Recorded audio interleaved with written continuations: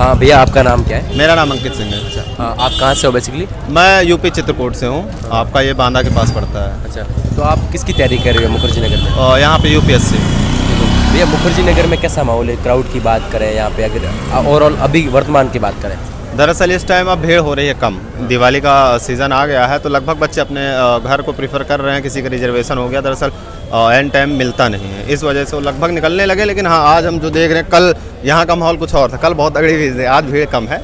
मुझे लग रहा है कि शायद बच्चे जाने लगे हैं। अच्छा हाँ भैया, जैसे कि हमने इससे पहले भी तमाम इंटरव्यूज़ लिए, उन्होंने एक बात बोली कि यहाँ पे यार मुखर्जी नगर में क्राउड ऐसा है कि पढ़ाई वाला कम है। यहाँ पे सारे ठेके पे मिलेंगे या फिर लड़कियों के पीछे मिलेंगे, इधर उधर भागते रहते हैं, कई काम बहुत कम पढ़ाई वाले। क्या आपको क्या लगता है? देखिए, ये सरासर झूठ है।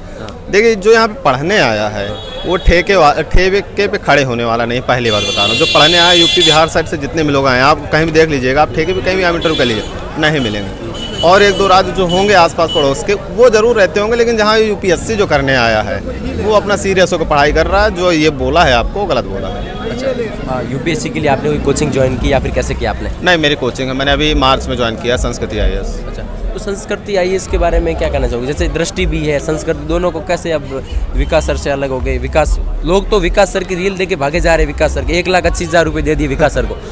देखिए, रील देख के भागना नहीं। मैं देखिए विकास सर की बुराई तो नहीं करूंगा, क्योंकि उनसे बेहतर टीचर शायद अभी कोई है नहीं इस दुनिया में। इस दुनिया में नहीं कह सकता, लेकिन जिस फील्ड की बात कर रहे हैं, उनका जो सब्जेक्ट है हिंदी, इन सब के उनसे बेहतर कोई नहीं है। लेकिन रही बात मेरे जहाँ पे मैं हूँ, दृष्टि नहीं है, संस्कृति में आया हूँ, एक फैकल्टी थी। विकास सर जिस चीज़ से चमके हैं, चमकाने वाले तो इधर ही हैं। लेकिन मेन चीज़ फैकल्टी। देखिए, और दूसरी बात ये होती है ना, आपको कोई समझा रहा है, आपको समझ में आए, चाहे आपके विकास सर हो, अखिल मूर्ति सर हो, गौरव सर, कोई भी हो, अगर आपको नहीं समझ में आ रहा तो आपके लिए अच्छे नहीं है। आपको कोई भी नॉर्मल टीचर आपको कोई बात बता रहा है, अगर समझ में आ रहा है तो बेस्ट है। इसलिए हम लोग इनका बहुत अच्छे समझ में आता है, हर चीज़ दिमाग में बैठती है, और क्या चाहिए किसी के लिए। लेकिन एक बात मैंने नोट की, विकास सर क्या लड़के को ऐसे पकड़ते हैं, ऐसी अपनी बताते हैं लोगों के ये वो, ताकि लोग लड़के आते 1,80,000 रुपये उनको दान के रूप में दे देते हैं, और क्लास भी नहीं जाते, 1 मंथ तक जाएंगे, उसके बाद ऑनलाइन कर लेते हैं। मैं तो यही कहूँगा, देखिए, अगर आप पैसा 1,20,000 या 1,80,000 फंसा रहे हैं, आप ऐसे संस्थान में जाइए जहाँ पे कम से कम एक ऑफलाइन अगर आपने लिया है तो कोचिंग चले और क्लास में बैठ के आप पढ़ें। क्योंकि आपके घर वाले किस हिसाब से पैसे दिए हैं, किस मतलब हर एक इंसान का कोई ऐसा तो होता नहीं जो यहाँ पे यूपीएससी करने वाला कि बड़ा अधिकारी हो या फिर बड़े बिजनेसमैन का लड़का हो। यहाँ नॉर्मल स्टूडेंट आते हैं। तो जो अगर आप फंसा रहे हैं, पैसे भी अगर फंसा रहे हैं, तो अच्छी जगह फंसाएं। मैं ये नहीं कहूँगा दृष्टि अच्छी नहीं है, लेकिन इस टाइम पे अगर पढ़ने का माहौल और हर चीज़ देखे तो मुझे संस्कृति बेटर लगती है उनसे। कितने घंटे आप पढ़ाई करते हो यहाँ पे? मैं लगभग घर पे 4 से 5 घंटे इस टाइम पढ़ रहा हूँ, 6-7 घंटे पढ़ लेता हूँ। बहुत कम पढ़ते हो यार, यूपीएससी वाले 14-14 घंटे पढ़ाई करते हैं। वो यार ऐसे ही कहते हैं, यहाँ पे क्या करता है, आपको क्या लगता है? मैं तो देखिए एक ही चीज़ कहूँगा, जब आपका मन लगे ना तभी आप पढ़िए।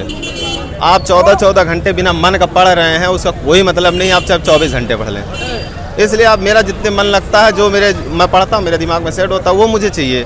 इसके हिसाब से मेरे लिए इतना टाइम परफेक्ट है। अच्छा, डिस्ट्रैक्शन बहुत है मुखर्जी नगर में। मुखर्जी नगर में तो क्या, दिल्ली में डिस्ट्रैक्शन तो बहुत है। किसी भी चीज़ का आपको डिस्ट्रैक्शन का आप किस प्रकार कंट्रोल करते खुद पे? मेरा देखिए कोई डिस्ट्रैक्शन नहीं है यहाँ पे। मैं बहुत नॉर्मल रहता हूँ, क्योंकि डिस्ट्रैक्शन का एक रीज़न होता है कि भाई कोई अच्छा लगे, किसी को अच्छे लगे तो डिस्ट्रैक्शन होता है। आप जिस वे भी कहना चाह रहे हैं समझ रहा हूँ।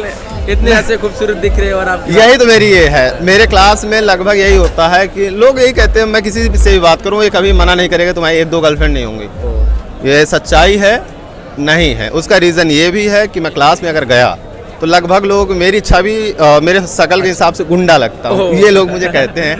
तो अक्सर लड़कियाँ, वैसे तो मैं लड़कियों से डरता हूँ और लड़कियाँ मुझसे डरती है, इसलिए मुझे डिस्ट्रैक्शन का कोई ऑप्शन ही नहीं है। तो अच्छा, एक बात और है कि खाने पीने की तो बहुत दिक्कत है यहाँ पे। लड़कियों को तो है ही है, लेकिन लड़कों को है नहीं। दरअसल यहाँ पे खाने पीने की दिक्कत तो बहुत है। पीजी में लोग रहते हैं, पीजी वाला आपको स्टार्टिंग में 1 महीना बढ़िया अच्छा खाना देगा, नया होगा। आप कहीं भी बाहर जो बनाते हैं, मैं ढाबे टाइप का है, स्टार्टिंग में नया खुला, 1 महीना बढ़िया देंगे, उसके बाद सब अपनी क्वालिटी गिराते जाते हैं। इसकी वजह से लड़कों को दिक्कत बहुत आती है, क्योंकि जो तेल मसाला होता है ना, वो आज के टाइम पे सबसे बड़ा घातक है। क्योंकि तेल में जो आप रिफाइंड डालते हैं, पाम ऑयल होता है, वो नुकसान करता है।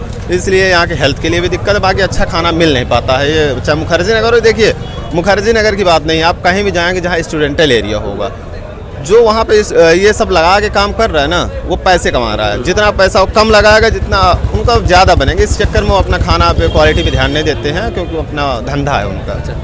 और लाइब्रेरी का कैसा माहौल है यहाँ? लाइब्रेरी में जाना चाहिए या फिर रूम पे ही पढ़ते हो, कैसे करते हो आप? देखिए, अगर माहौल आपका रूम पे अच्छा है तो मैं तो यही कहूँगा आप रूम के अलावा कहीं ना जाइए, क्योंकि आप रूम पे पढ़ सकते हैं, लाइब्रेरी में जाएंगे। देखिए, लाइब्रेरी आपके रूम के बगल में तो बेटर है, थोड़ा सा दूर है, वो टाइम वेस्ट भी होता है, लेकिन लाइब्रेरी अच्छा है, मना मैं कभी नहीं करूँगा, क्योंकि वहाँ पे सब लोग लगभग पढ़ते हैं। जैसे मैं हूँ, मेरा मन स्टार्टिंग में नहीं लग रहा था, तो मैंने स्टार्टिंग में लाइब्रेरी ज्वाइन करी, उसके बाद मन मेरा पढ़ाई में लगने लगा, तो मैंने छोड़ दिया, क्योंकि वो एक सब माहौल होता है ना, सर बच्चे वहाँ पे पढ़ रहे हैं तो देख के हम लोग पढ़ने लगते हैं। अगर थोड़ा पढ़ना स्टार्ट कर दें तो फिर आगे वो हो जाता है। मेरा रूम, मैं अपना रूम में ही पढ़ लेता हूँ। अभी तक आपने यूपीएससी का अटेम्प्ट दिए? नहीं, अभी नहीं दिया, 2023 में दूंगा। 2023 में एकदम पुलिस जोश के साथ दोगे या फिर कैसे, क्या स्ट्रेटजी बनाई है, कैसा कुछ कभी तैयार प्लान करके रखा है कि आईएएस बनना है 2023 के अंदर? नहीं, देखिए, मैं ये नहीं कहूँगा कि मैं 23 में ही बन जाऊँगा, लेकिन मैं कहता हूँ कि जैसे आप बोल रहे हो ना 2023 में बनोगे। नहीं, मैं ये नहीं मानता हूँ। उसका रीज़न देखिए, मैं अभी मार्च से स्टार्ट किया हूँ, इससे पहले मैंने लगभग पढ़ाई नहीं करी है। अच्छा, मैं थोड़ा